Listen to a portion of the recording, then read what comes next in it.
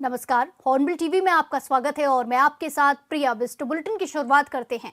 मुख्यमंत्री पुष्कर सिंह धामी ने आईआईटी रुड़की में आपदा पर आयोजित कार्यशाला को वर्चुअली संबोधित किया। ऐसे में सीएम ने विशेषज्ञों और वैज्ञानिकों को संवाद किया। उन्होंने कहा कि आपदा प्रबंधन में तकनीक और नवाचार को अपनाकर प्रदेश को सुरक्षित बनाएंगे। इसके अलावा भूकंप, बाढ़, भूस्खलन जैसे प्राकृतिक आपदाओं से निपटने के लिए उन्नत रणनीतियां और बचाव उपयोगों पर जोर दिया जाएगा। कार्यक्रम में आईआईटी रुड़की के निदेशक प्रोफेसर के पंत, उप निदेशक प्रोफेसर यूपी सिंह सहित अन्य विशेषज्ञ मौजूद रहे।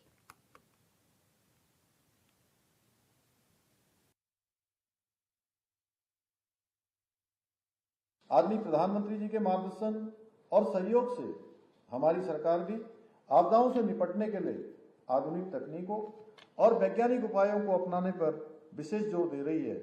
हमने जहां एक और आपदा पूर्व तैयारी, वैज्ञानिक तकनीकों, जोखिम के सटीक आकलन, एआई आधारित चेतावनी प्रणालियों और संस्थागत समन्वय को विकसित करने की दिशा में निर्णायक कदम उठाए हैं, वहीं digital monitoring system, glacier research centre, जल स्रोत संरक्षण अभियानों और आपदा रोधी इंफ्रास्ट्रक्चर डिजाइन के माध्यम से हमने आपदा जोखिम न्यूनीकरण की अपनी क्षमताओं को लगातार मजबूत किया है। इसके साथ ही हमने आपदा स्थिति में त्वरित कार्रवाई हेतु रैपिड रिस्पांस टीम भी गठित करने के साथ ही drone surveillance, GIS mapping, satellite monitoring के माध्यम से भी आपदा संवेदनशील क्षेत्रों की पहचान की शुरुआत की है, जिससे इन जगहों पर विशेष ध्यान दिया जा सके। यही नहीं, हमारी सरकार के द्वारा आपदा प्रबंधन विभाग, वन विभाग, एनडीआरएफ, एसडीआरएफ और स्थानीय प्रशासन के बीच बेहतर समन्वय स्थापित किया गया है, ताकि समय रहते आपदा की घटनाओं से होने वाले नुकसान को कम किया जा सके। इसके अलावा हम अधिक ऊंचाई में स्थित झीलों की मॉनिटरिंग के लिए विशेष सेंसर लगाने के साथ अर्ली वार्निंग सिस्टम को भी मजबूत करने की दिशा में भी काम कर रहे हैं। इतना ही नहीं, हम मौसम पूर्वानुमान से लेकर जलवायु पर शोध के लिए डाटा एनालिटिक्स और सैटेलाइट इमर्जरी के उपयोग की दिशा में भी काम कर रहे हैं। हमने राज्य में वनाग्नि की चुनौती से निपटने के लिए forest fire early warning system तथा समग्र वनाग्नि प्रबंधन कार्य योजना को भी लागू किया है। हमने इन सभी तकनीकी नवाचारों और योजनाओं के क्रियान्वयन से आईआईटी रुड़की का भी उल्लेखनीय योगदान रहा है। मुझे पूरा विश्वास है आगे भी आईआईटी रुड़की हमारी सरकार के साथ मिलकर विभिन्न नवाचारों के माध्यम से आपदा न्यूनीकरण सहित अन्य क्षेत्रों में भी उसी प्रकार सहयोग करती रहेंगे।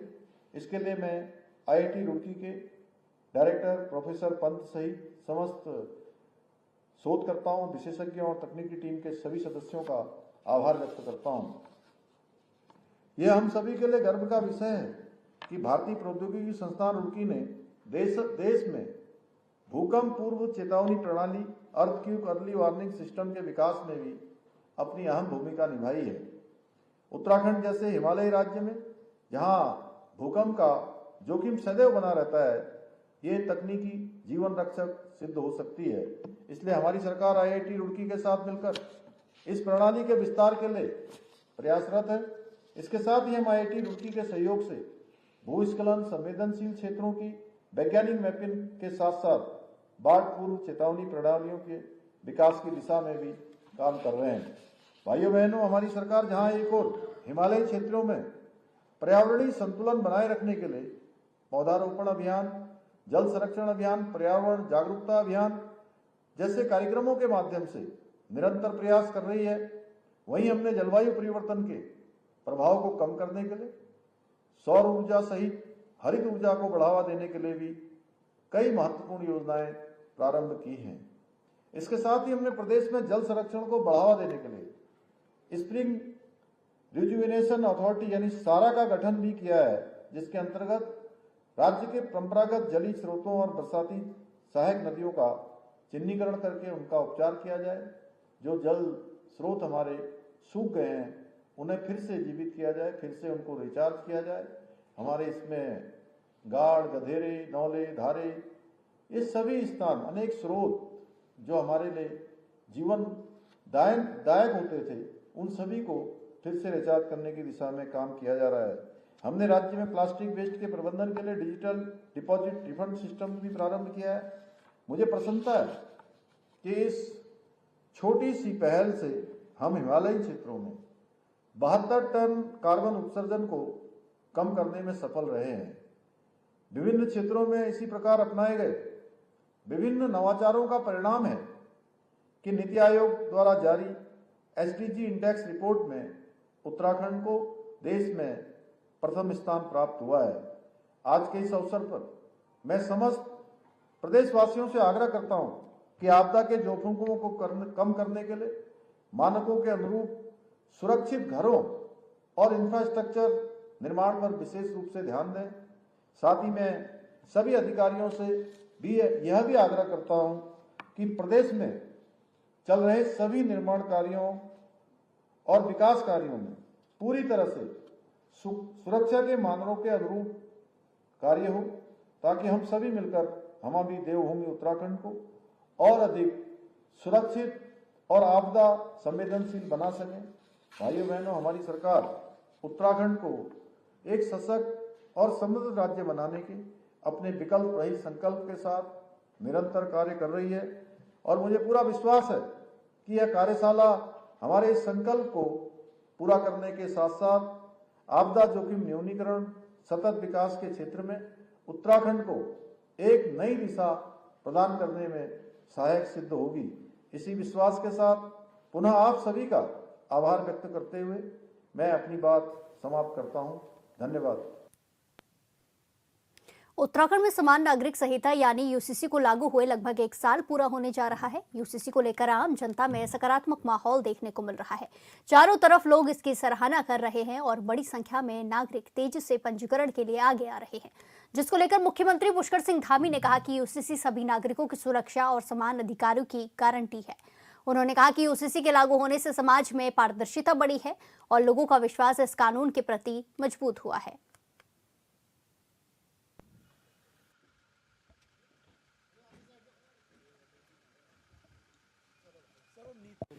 यूसीसी का अच्छा प्रभाव है और सभी लोग उसको बहुत सराह रहे हैं। चारों तरफ जो है आज तेजी से रजिस्ट्रेशन भी करा रहे हैं, आ रहे हैं और ये सुरक्षा का भी, सबकी सुरक्षा की। इसी के साथ खबरों में आगे बढ़ते हैं। इस वक्त की बड़ी खबर हरिद्वार से सामने आ रही है, जहां हर की पैड़ी क्षेत्र में हिंदुओं के प्रवेश को लेकर विवाद तेज हो गया है। गंगा सभा ने खुलकर इसका विरोध जताया है, अपना रुख साफ किया है कि प्रसिद्ध धार्मिक क्षेत्र हर की पैड़ी में लगाए गए पोस्टरों में लिखा हुआ है कि हिंदुओं का जो प्रवेश है वो वर्जित है। आप तस्वीरों में देख सकते हैं हिंदुओं के प्रवेश निषेध क्षेत्र के पोस्टर लगाए गए हैं। नियमों की जानकारी सभी के लिए अनिवार्य है। घाटों की मर्यादा और धार्मिक परंपराओं की रक्षा सर्वोपरि है। कानून और नियम जानना हर नागरिक की जिम्मेदारी है। भ्रम की स्थिति खत्म करने के लिए ये पोस्टर लगाए गए हैं। आप तस्वीरों में भी देख सकते हैं, हर की पैड़ी क्षेत्र में कई जगह ये पोस्टर लगाए गए हैं, जिसके चलते अब विवाद देखने को मिल रहा है। हिंदू प्रवेश निषेध क्षेत्र करके ये पोस्टर लगाए गए हैं। गंगा सभा ने खुलकर अपना रुख जताया है, जहां प्रसिद्ध धार्मिक क्षेत्र हर की पैड़ी में कई सारे पोस्टर लगाए गए हैं, जिसमें साफ तौर पर लिखा हुआ है कि जो हिंदू है उनका जो प्रवेश है वो निषेध है। हर की पैड़ी क्षेत्र में हिंदुओं के प्रवेश को लेकर विवाद तेज हो गया। इस खबर पर ज्यादा जानकारी के साथ सीधे जुड़ेंगे हमारे संवाददाता मनोज कश्यप से। मनोज, जिस तरीके से अब गंगा सभा की तरफ से खुलकर पोस्टर लगाए गए हैं और खुलकर अपना रुख भी दिखा दिया गया है कि उन्हें क्या कुछ गंगा घाटों पर चाहिए, तो क्या कुछ इसमें देखने का आगे मिल रहा है? विरोध है, क्या कुछ जानकारी? जी बिल्कुल, प्रिय आपने देखा होगा साफ ये बात कही गई थी कि कोई भी जो गैर हिंदू होगा वो हर की पौड़ी पर नहीं जा पाएंगे और जो हर की पौड़ी का घाट है उसके अलावा जो अन्य घाट है वहाँ पे भी साफ तौर से कहा गया था कि कोई भी जो गैर हिंदू होगा वो वहाँ पे नहीं आ पाएगा। खासतौर से ये भी देखा था कि जो गंगा सभा के पदाधिकारी है, जो सचिव है उज्जवल पंडित, उनके द्वारा एक अभियान चलाया गया। तो आसपास के जो तमाम दुकानदार थे, जो लोग थे, वहाँ पे उनका आधार कार्ड भी चेक किया गया, जिसमें ये देखा गया था कि कोई मुस्लिम या अन्य तरह कोई ऐसा व्यक्ति तो नहीं है जो हर की पौड़ी पर आता हो। हालांकि अब एक जो नया विवाद था वो देखने के लिए सामने मिला, क्योंकि यहाँ पे लगातार तमाम जो घाट है वहाँ पर कुछ होर्डिंग कुछ बैनर लगाए गए जिसमें साफ तौर से लिखा गया कि जो गैर हिंदू होंगे यानी कि जो अहिंदू होंगे उनका कहीं ना कहीं यहाँ पे आना बिल्कुल निषेध कर दिया गया। अब देखने वाली बात ये होगी कि प्रशासन इस पे क्या कुछ अपनाता है, क्योंकि कहीं ना कहीं अभी तक प्रशासन का कोई बयान सामने नहीं आया। जो गंगा सभा के जो पदाधिकारी है उनके द्वारा ये होर्डिंग है वो यहाँ पे लगाए गए। हालांकि लगातार ये कहीं ना कहीं जो विवाद है बढ़ता जा रहा है, लेकिन अभी तक इसमें हरिद्वार प्रशासन की कोई टिप्पणी सामने नहीं आई है। जी बिल्कुल मनोज, जिस तरीके से आपने बताया कि प्रशासन की तरफ से बोर्ड नहीं लगाए गए हैं बल्कि गंगा सभा की तरफ से लगाए गए हैं, ऐसे में अभी तक प्रशासन तक ये तस्वीरें नहीं पहुंची हैं, और पहुंची हैं तो क्या कुछ वो कह रहे हैं? बिल्कुल, देखिए सुबह का ये मामला है, जब ये पूरा जो मामला था सबसे पहले सोशल मीडिया पे वायरल किया गया। हालांकि लगातार जो गंगा सभा के पदाधिकारी है उनके द्वारा सोशल मीडिया के माध्यम से इस बात को जो है फैलाने का काम किया जा रहा है। हालांकि अभी तक जो जिलाधिकारी हरिद्वार है मयूर दीक्षित, उनका कोई बयान सामने नहीं आया। क्योंकि हरिद्वार में आज उत्तराखंड के मुख्यमंत्री पुष्कर सिंह धामी का भी दौरा था, तो तमाम जो प्रशासनिक अधिकारी उनके कार्यक्रम में बिजी है। लेकिन उसके बाद जब यहाँ पे ये गंगा सभा का जो बोर्ड सोशल मीडिया पे वायरल हुआ, इसमें साफ तौर से ये बात कही गई है कि कोई भी जो गैस है वो हगी पुड़ी पर नहीं आएगा। अब इससे प्रशासन क्या कुछ कदम उठाते हैं ये देखने वाली बात होगी। हालांकि जो गंगा सभा के पदाधिकारी है, जो यहाँ के अध्यक्ष है नितिन गौतम, उनका साफ तौर से ये कहना है कि जो 1916 का जो बायलॉज है गंगा सभा का, उसमें साफ तौर से इस बात को कहा गया है कि यहाँ हरकीपुड़ी क्षेत्र में कोई भी मुस्लिम नहीं आएगा, जिसको लेकर ये कदम बिल्कुल बिल्कुल मनोज, एक ये भी बात है कि यहाँ जो घाटों पर ये पोस्टर लगाए गए हैं वहां पर कुछ ऐसे भी व्यापारी होंगे जो अहिंदू होंगे, जो इस धर्म से अलग होंगे, तो उनको लेकर क्या कुछ जानकारी सामने आ रही है? जहां पे बोर्ड लगाए गए हैं वहां पर वो दुकानें लगा रहे हैं, या फिर जहां पर बोर्ड लगे हैं वहां पे उनकी दुकानें लगती ही नहीं है? बिल्कुल, देखिए कोई नया मामला नहीं है। पहले से इस बात को पहले भी कहा गया है कि कोई धार्मिक जो अनुष्ठान होते हैं, फिर गंगा स्नान होता है, तो हर बार इस बात को कहा जाता है कि कोई भी जो गैर हिंदू है यहाँ पे ना तो दुकान लगाएगा, कोई व्यापारी यहाँ पे नहीं होगा। इससे पहले भी इस बात को देखा गया था कि तमाम जो व्यापारी यहाँ पे गैर हिंदू थे उनको यहाँ से हटा दिया गया था। लेकिन जिस तरीके से अब 2027 में कुंभ मेले का आयोजन होगा, तो उससे पहले जो गंगा सभा के जो पदाधिकारी इस बात पे जोर दे रहे हैं कि यहाँ पे कोई भी गैर हिंदू नहीं आएगा। हालांकि अब प्रशासन इस पे क्या कुछ अपना रुख अपनाएगा, किस तरीके की टिप्पणी प्रशासन की इस पे आएगी, ये देखने वाली बात होगी। फिलहाल तमाम जो यहाँ पे गैर हिंदू जो लोग थे उनका आना यहाँ पे पूर्ण रूप से बंद कर दिया गया है। जी बिल्कुल, धन्यवाद मनोज हमारे साथ तमाम जानकारी साझा करने के लिए। वक्त की बड़ी खबर देहरादून से सामने आ रही है, जहां विक्रम वाहन और ड्राइवर सत्यापन अभियान शुरू हो गया है। सत्यापन अभियान सोमवार तक इसी तरीके से चालू रहेगा, जहां वाहनों की भौतिक जांच और ड्राइवरों के दस्तावेज का सत्यापन चल रहा है। सही पाए गए चालकों को परिचय पत्र और वाहनों पर स्टिकर लगाए गए हैं। जांच में 5 विक्रम वाहन अनफिट पाए गए। शहर की सभी विक्रम वाहनों का अनिवार्य सत्यापन किया गया है। सत्यापन अभियान चल रहा है, जहां सही पाए गए चालकों को ही परिचय पत्र और वाहनों पर स्टिकर लगाए जा रहे हैं। इसी के साथ कई सारे ऐसे भी वाहन हैं जो अनफिट पाए गए हैं, जिन पर आगे उन्हें समय दिया गया है कि वो जो भी गड़बड़ियां सामने आई हैं उन्हें ठीक किया जाए। सत्यापन अभियान सोमवार तक इसी तरीके से चलता रहेगा। आपको बता दें कि देहरादून में विक्रम वाहन और ड्राइवर सत्यापन अभियान शुरू हो गया है, जहां पहले दिन 142 विक्रम वाहन और चालकों की जांच की गई है और इसमें भौतिक जांच और ड्राइवर के दस्तावेज का सत्यापन किया गया। सही पाए गए चालकों को परिचय पत्र और वाहनों पर स्टिकर चिपकाए गए हैं। जांच में 5 विक्रम वाहन अनफिट भी पाए गए हैं। शहर के सभी विक्रम वाहनों का अनिवार्य सत्यापन किया गया है और ये सत्यापन अभियान सोमवार तक चलेगा, जिसमें वाहनों की जांच की जा रही है। इसी के साथ खबरों में आगे बढ़ते हैं। मुख्यमंत्री पुष्कर सिंह धामी की अध्यक्षता में हुई कैबिनेट बैठक में उपनल कर्मियों के लिए एक बड़ा निर्णय लिया गया है, जिसके तहत अब उपनल कर्मचारियों को समान कार्य का समान वेतन मिलेगा। कैबिनेट में हुए इस निर्णय का बीजेपी प्रदेश अध्यक्ष महेंद्र भट्ट ने मुख्यमंत्री धामी का आभार जताया। प्रदेश अध्यक्ष ने कहा कि मुख्यमंत्री ने जो भी अब आश्वासन दिया है उन्हें धरातल पर उतारने का काम किया है। उन्होंने कहा कि उपनल कर्मचारियों के लिए पहले कमेटी बनाई गई और कमेटी के निर्णय के बाद ऐसे कर्मचारी जिन्होंने 10 वर्ष की सेवा दी है उन्हें समान काम का समान वेतन दिया जाएगा, जिसका लाभ कर्मचारियों को चरणबद्ध तरीके से मिलेगा।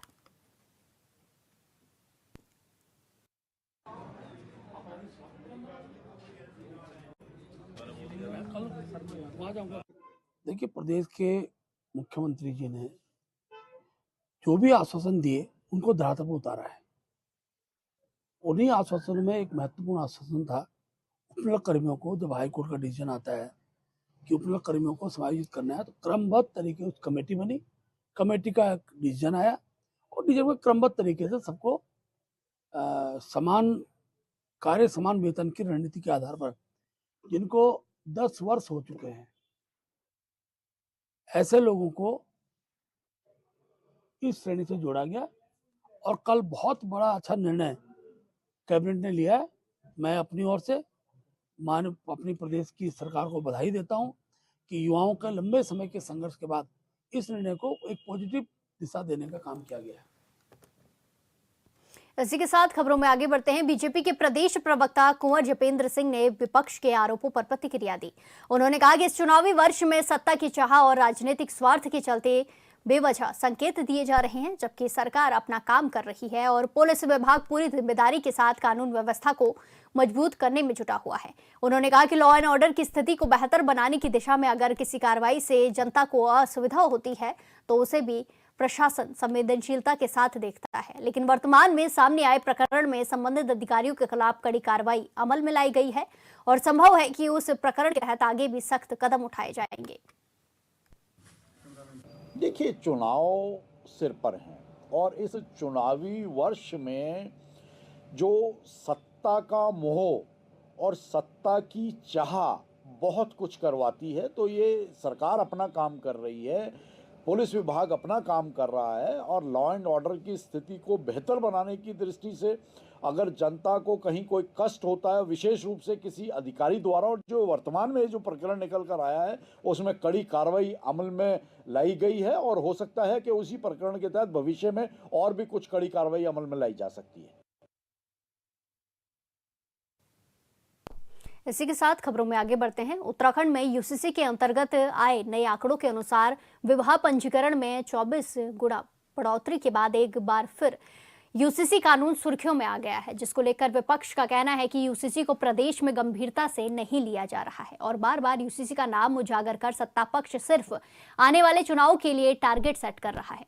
वहीं विपक्ष पर कटाक्ष करते हुए बीजेपी विधायक विनोद चमोली ने कहा कि यूसीसी का मुद्दा कितना गंभीर है विपक्ष अच्छी तरह से जानता है। आने वाले चुनाव के लिए एक बड़े मुद्दे के रूप में यूसीसी भी शामिल होगा, जिसको लेकर विपक्ष लगातार चिंतित है।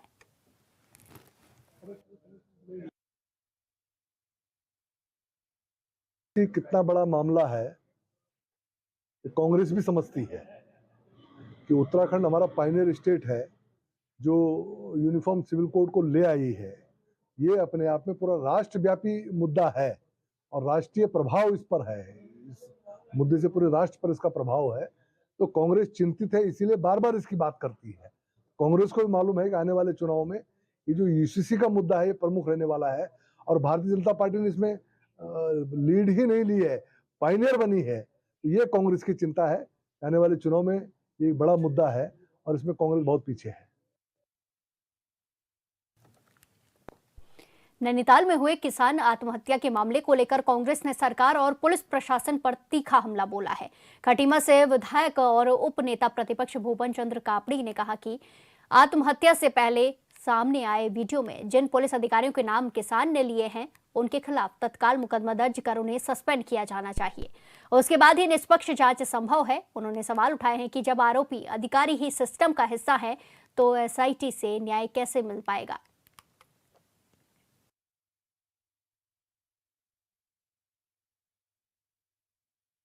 देखिए, किसान आत्महत्या के मामले में जो किसान का वीडियो आया है, तो उस वीडियो को देखकर सरकार ने तत्काल जो भी लोगों का नाम उसमें पुलिस के अधिकारियों का नाम लिया है उनके खिलाफ कार्रवाई करनी चाहिए। सरकार ने सबके खिलाफ तो कर ली, कुछ अधिकारियों को छोड़ दिया अपने चहेते अधिकारियों को। उनके खिलाफ मुकदमा लिखकर सस्पेंड करना चाहिए, फिर कहीं जांच की शुरुआत होनी चाहिए। जो अपराधी हैं वही एसआईटी की जांच, एसआईटी का गठन कर रहे हैं, तो कैसे न्याय मिल पाएगा। और वैसे भी जो पीड़ित था जिसने आत्महत्या की, उसने कहा कि इस सरकार से, इस पुलिस से हमें न्याय नहीं मिल सकता, मेरी मौत के बाद इसकी सीबीआई जांच हो। तो ये अपने आप में गंभीर प्रश्न है कि वो प्रशासन पे, शासन पे, सरकार पे भरोसा नहीं कर रहा था। उसने सब जगह, मतलब कि कोतवाली चौकी के एक सिपाही से लेकर डीजीपी तक और गृह सचिव तक उसने गुहार लगाई थी, लेकिन उसे न्याय नहीं मिल पाया था। तो इसलिए जो है कि भारतीय जनता पार्टी के जो एमएलए उन्होंने कहा सीबीआई जांच होनी चाहिए। तो अब किसी को भी, मुझे लगता है भाजपा कांग्रेस में किसी को भी उत्तराखंड की जनता को राज्य की जांच एजेंसियों में भरोसा नहीं रहा। और साफ सी बात है, जब एसएसपी शामिल हैं अपराध में तो फिर किसी अधिकारी क्या होता है जिससे न्याय की व्यवस्था हो, एक जिले में मांग सकते हैं। इसलिए आज हम डीजीपी कार्यालय का घेराव कर रहे हैं इन मांगों को लेकर। कांग्रेस रानीखेत में सीडब्ल्यूसी सदस्य और कांग्रेस के पूर्व प्रदेश अध्यक्ष करण महारा ने गोविंद सिंह महारा राजकीय अस्पताल को 60 रजाई भेंट की हैं। इन दिनों कड़ाके की ठंड के बीच अस्पताल में भर्ती मरीजों के लिए ठंड से बचाव का सबसे बड़ा सहारा गर्म बिस्तर ही है, जिसको देखते हुए करण माहरा ने अस्पताल के प्रभारी सीएमएस को मरीजों के उपयोग के लिए रजाइयां सौंपी। उन्होंने अस्पताल के कई वार्ड में जाकर मरीजों का हालचाल जाना और उनके स्वास्थ्य की जानकारी ली।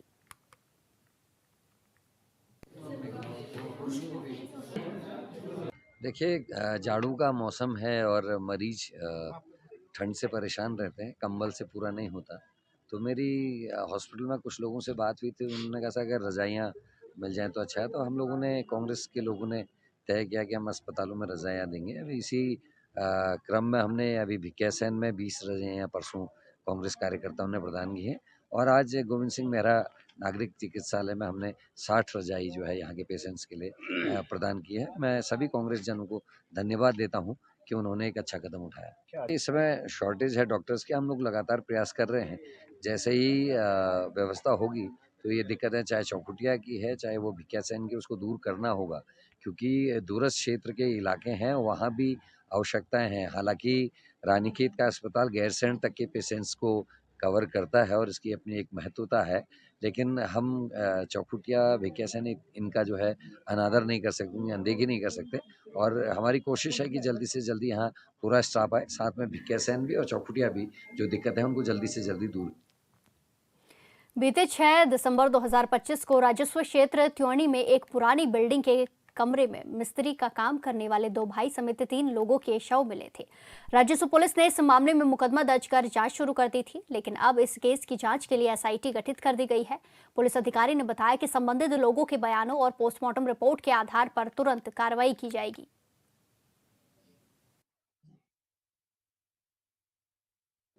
ये घटना 6 तारीख को घटित हुई है भूड़ गांव में।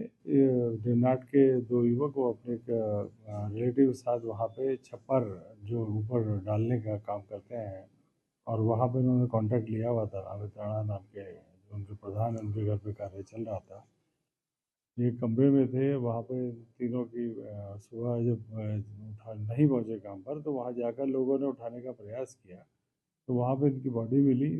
नायब राजस्व क्षेत्र होने के कारण जो वहाँ के वो है नायब तहसीलदार, उनके द्वारा इसका पंचायतनामा भरा गया, पोस्टमार्टम कराया गया है। वो सभी प्रपत्र जो है यहाँ प्राप्त हो चुके हैं। अभी वादी से जो है आज हम लोग जाकर, जो हमारे एसओ हैं वो जाकर उसके बयान अंकित करेंगे। बयानों में जो भी आएगा पोस्टमार्टम रिपोर्ट, उसके आधार पर जो भी उपलब्ध। हरिद्वार में बढ़ते वनाग्नि के खतरे को देखते हुए जिला प्रशासन पूरी तरीके से अलर्ट मोड पर आ गया है। जिलाधिकारी मयूर दीक्षित की अध्यक्षता में आयोजित जिला वनाग्नि सुरक्षा समिति की बैठक में चंडी देवी और मनसा देवी मंदिर क्षेत्र को लेकर विशेष निर्देश जारी किए गए। डीएम ने साफ कहा है कि इन संवेदनशील धार्मिक क्षेत्रों में किसी भी वनाग्नि की घटना पर तत्काल नियंत्रण हो, इसके लिए निरंतर निगरानी सुनिश्चित की जाए। बैठक में प्रभावी वनाधिकारी को निर्देश दिए गए हैं कि मंदिर समितियों की फायर सेफ्टी की विधिवत ट्रेनिंग की जाए और उन्हें आवश्यक वनाग्नि शमन उपकरणों की सूची भी उपलब्ध कराई जाए।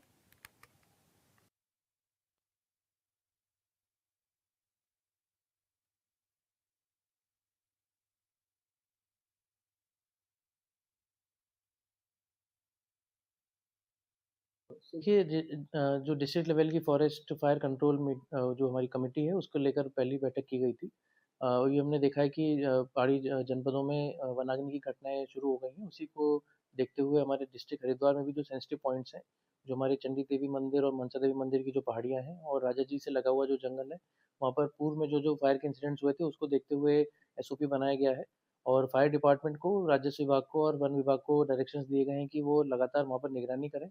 मंदिर समितियों के साथ भी सामंजस्य बिठाएं ताकि कोई ऐसी घटना ना हो जिससे कि जान माल का नुकसान हो और वहाँ पे श्रद्धालुओं को भी और आम जो वहाँ पे नागरिक हैं उनको भी अवेयर किया जाए। समस्त विभाग जैसे वन विभाग, पुलिस डिपार्टमेंट, फायर डिपार्टमेंट, उप जिलाधिकारी, मेडिकल विभाग, सभी लोग उपस्थित थे और इस मीटिंग में जो है समस्त बिंदुओं को कवर कर लिया गया।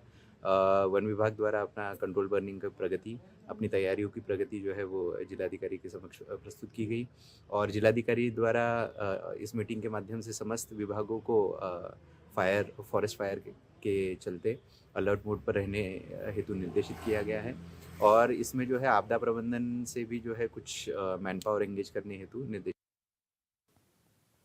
इस बुलेटिन में फिलहाल के लिए इतना ही। बाकी तमाम खबरों के लिए देखते रहिए हॉर्नबिल टीवी। नमस्कार।